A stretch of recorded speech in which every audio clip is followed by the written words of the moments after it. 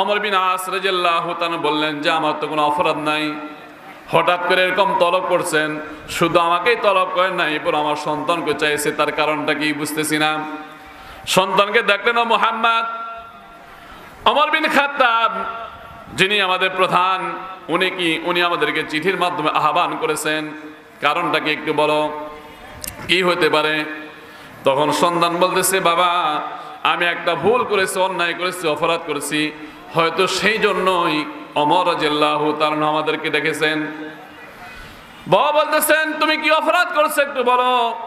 তখন বলতেছেন, বাবা আপনি যে 1 মাস আগে দেশের মধ্যে ঘোড় দৌড়ে প্রতিযোগিতা দিয়েছিলেন, সেই প্রতিযোগিতার মধ্যে একজন দুর্বল কালো গরিব শ্রেণী একটা যুবক, যার নাম ছিল আসলাম, সেই প্রথম হয়েছিল, কিন্তু আমি রাস্তার মধ্যে তাকে একে একে বেত্রাঘাত করে তাকে পিছিয়ে ফেলে আমি প্রথম পুরস্কার নিয়েছি।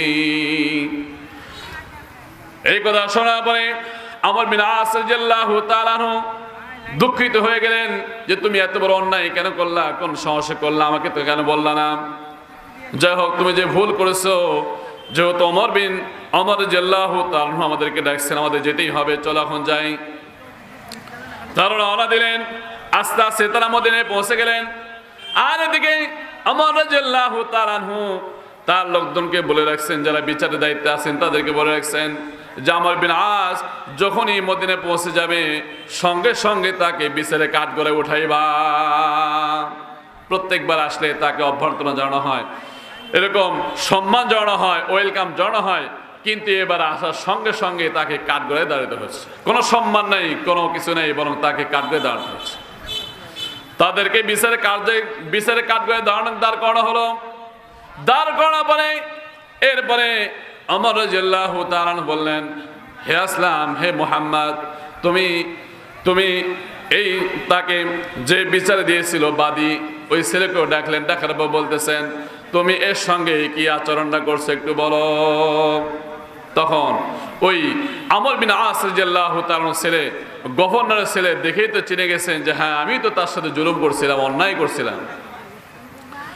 আমর বিন আস রাদিয়াল্লাহু তাআলা তার ছেলে অপরাধটা স্বীকার করলো। আমর রাদিয়াল্লাহু তাআলা বললেন, তুমি যে জুলুম করছো, অন্যায় করছো, এই জন্য শরীয়ত সম্মত বিচার হবে। তখন তারা বলল, ঠিক আছে, আমরা বিচার মানব।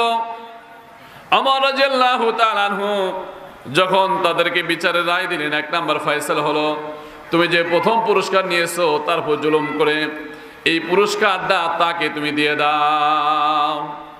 রাষ্ট্রীয় যে প্রথম পুরস্কার তুমি নিয়েছো, এই পুরস্কারটা তাকে দিয়ে দাও, যেহেতু সে আসল প্রকৃত প্রাপ্য ছিল, কাজী তুমি তাকে পুরস্কারটা দিয়ে দাও।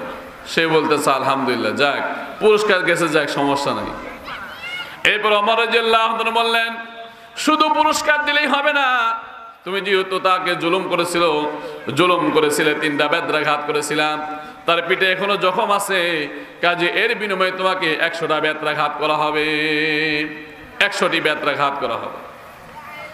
এই কথা বলা বলে তার আমর বিন আস রাদিয়াল্লাহু তাআলা গভর্নর বলতেছেন, হে খলিফাতুল মুসলিমিন, এই বেত্রাঘাত আমার ছেলেকে না দিয়ে এই বেত্রাঘাত আমার উপর দিয়ে দেন। আমার ছেলেকে মারেন না, ছোটতে সে কখনো মারপিট খায় নাই, হঠাৎ করে এতগুলো মার খেলে সে বাঁচবে না, আমাকে দিয়ে দেন, আমার সন্তানকে ছেড়ে দেন। ওমর রাদিয়াল্লাহু তাআলা বললেন, না, তা হবে না, অপরাধ যে করছে শাস্তি হবে তার, আপনি তো অপরাধ করেন নাই, শাস্তি আপনার হবে না, যে অপরাধ করছে তার জন্যই শাস্তি হবে। এরপরে যখন গভর্নরের ছেলের পর একে একে কয়েকটি বেত্রাঘাত করা হলো, এই বেত্রাঘাত করার পরে সঙ্গে সঙ্গে সেই বেচারা কয়েকটা বেত খাওয়ার পরে সে বেহুশ হয়ে পড়ে গেছে। এরপরে তার বাবা বলতেছে, আমার ছেলে যেহেতু সহ্য করতে পারতেছে না, বাকি যে কয়টা বেত্রাঘাত আছে সবগুলো আমার উপর দিয়ে দাও। আর ওমর রাদিয়াল্লাহু তাআলা বললেন, হে মুহাম্মদ, হে আসলাম, বাকি যে বেত্রাঘাত আছে, বেত্রাঘাত করার বাকি আছে, তুমি আমর বিন আস এই গভর্নর তার পিঠের মধ্যে লাগাই দাও। মুহাম্মদ আসলাম বলতেছে, আমাদের গভর্নর তো অপরাধ নাই, আমি কেমনে সাধারণ প্রজা হয়ে তাকে মারব, তা হতে পারে না। আমি আল্লাহর জন্য তাকে মাফ করে দিলাম, বলুন সুবহানাল্লাহ। যাক, আমি বলতেছিলাম ইসলামের বিচার ব্যবস্থা এমন সুন্দর যেখানে কোনো স্বজন প্রীতি চলে না, কোনো নেতা কর্মীর কোনো দোহাই চলে না। আজকে দেশের অবস্থা, একজন বড় অপরাধ করার পরেও যদি জেলে চলে যায়, এর আগে উপর থেকে ফোন আসে যে আমার লোক, তাকে ছেড়ে দাও। তখন যারা কর্মচারী কষ্ট করে দৌড়ঝাঁপ করে তাকে ধরে আনলো।